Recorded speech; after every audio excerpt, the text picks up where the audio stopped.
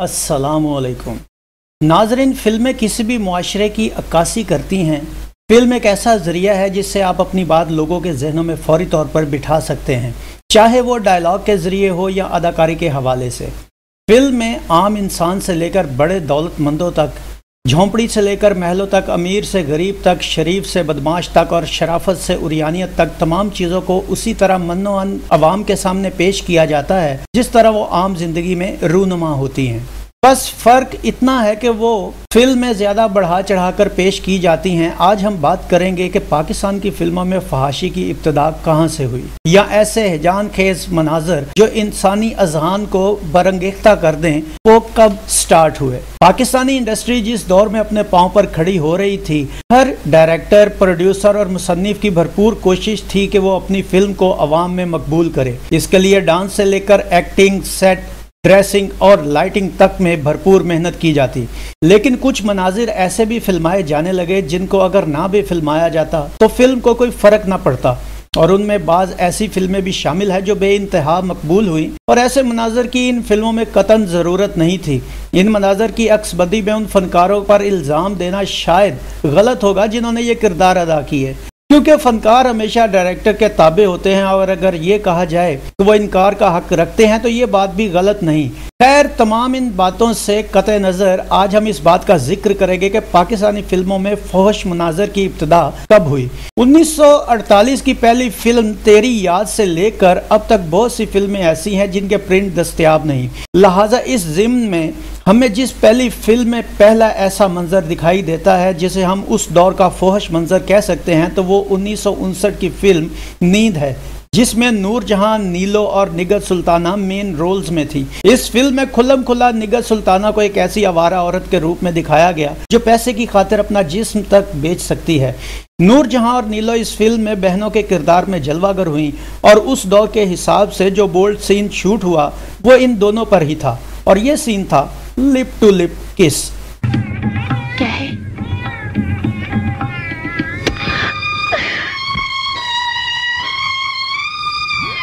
नाजरीन, उस दौर में दो बहनों का ऐसे एक दूसरे के होंठ चूमना अवाम के लिए एक नई चीज थी। फिल्म से हटकर सारी दुनिया जानती है कि दोनों सगी बहनें नहीं, लिहाजा अगर होंठों की बजाय माथा भी चूम लिया जाता तो छोटी बहन के प्यार को वाजे किया जा सकता था। मगर हसन तारक और रियाज शाहिद ने जाने क्यों इस मंजर की शिद्दत से जरूरत महसूस की जो इसको फिल्म में शामिल कर डाला। दूसरी फिल्म भी इसी साल रिलीज होने वाली फिल्म नागिन थी, जिसमें नीलो, रतन कुमार और अदाकारा हुस्ना शामिल थे। इस फिल्म के एक गाने हट जाओ मैं तुमसे नहीं बोलूं रे में अदाकारा हुस्ना टॉपलेस होकर स्विमिंग पूल में नहाती नजर आती हैं। ये फिल्म एक तखय्युलाती फिल्म थी जिसमें नाग और नागिन को इंसानी रूप में दिखाया गया, मगर इस फिल्म का ये सीन उस दौर के हिसाब से निहायत हैजान खेज रहा होगा।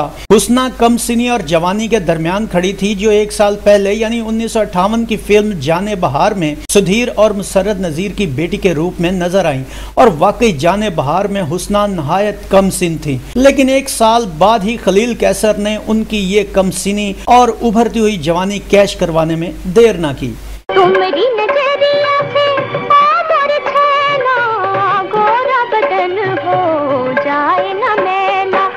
इसी सिलसिला को आगे बढ़ाते हुए 1961 की फिल्म सुबह कहीं शाम कहीं में नीलो और लैला का एक मंजर शामिल किया गया, जिसमें लैला नीलो को किस करती दिखाई गई।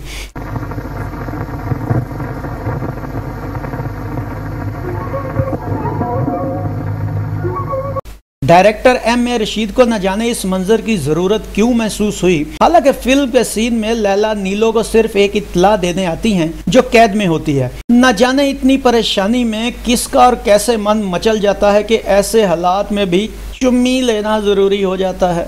इसके अलावा इससे पेशतर 1957 की फिल्म नूरा में नूरजहां को छप्पड़ में नहलाते दिखाकर न जाने कौन से जज्बात जगाने की कोशिश की गई जिसका सिरे से तुक नहीं था। यही बात 1963 की फिल्म बाजी में भी नुमाया तौर पर नजर आती है, जब उस दौर की उभरती फनकारा ज़ेबा को फिल्म के कुछ मनाजर में लो नेक ड्रेस के साथ फिल्माया गया और इंतहाई करीब से शूट करके न जाने कौन से कोहसारों तक रसाई देने की कोशिश की गई। ये बात समझ से बाहर है कि इस फिल्म में एक इंतहाई बापर्दा लड़की को इतना खुला गला पहना दिया गया यकीनन डायरेक्टर एस सुलेमान और कैमरामैन परवेज अख्तर ने रीटेक्स भी करवाई होंगी। जाहिर है सीन जब तक परफेक्ट ना हो डायरेक्टर कब छोड़ता है भला, बाकी आप खुद समझदार हैं। इसके अलावा आइटम सॉन्ग्स वालियों की तो कोई जिंदगी ही नहीं थी। रक्षी, छम छम, एमी मिनवाला और पन्ना को बेदरेग इस्तेमाल किया गया और कोशिश की गई कि उनके थिरकते अजसाम को ज्यादा से ज्यादा और कम से कम कपड़ों में एक्सपोज किया जा सके। ये अदाकाराएं अगर चाहती तो इनकार भी कर सकती थी, मगर शोहरत की भूख या पेट की मजबूरी ने शायद इनको मजबूर किया। और हम इन्हें अगर फोहश अदाकाराएं कहते भी हैं तो शायद इनमें वो डायरेक्टर, राइटर और प्रोड्यूसर भी बराबर के जिम्मेदार हैं जिनका ताल्लुक मर्द जात से है, क्योंकि अपनी मर्जी से तो तवाइफ भी कपड़े नहीं उतारती। नाज़रीन, ये सब मेरे देखने की बातें हैं। जो फिल्में मैंने देखी उनके हिसाब से मैंने आप तक अपनी मालूमात पहुंचाई। जो मैंने खुद देखा, जिसका एक्सपीरियंस मैंने खुद किया, वही आपको बताया। हो सकता है कि फिल्म नींद से पहले भी कई ऐसी फिल्में हों जिनमें ऐसे मनाजिर हों, मगर ये बात शायद वसूख से ना कही जा सकती हो, क्योंकि तवाइफ का सीन तो 1950 की फिल्म दो आंसू में भी था, लेकिन ज़रा तरीके से। इसके अलावा 1959 से पहले कई फिल्में जिनके प्रिंट मौजूद हैं, इनमें रेप के मनाजिर भी थे, लेकिन वो भी ज़रा तरीके सलीके के साथ ही थे।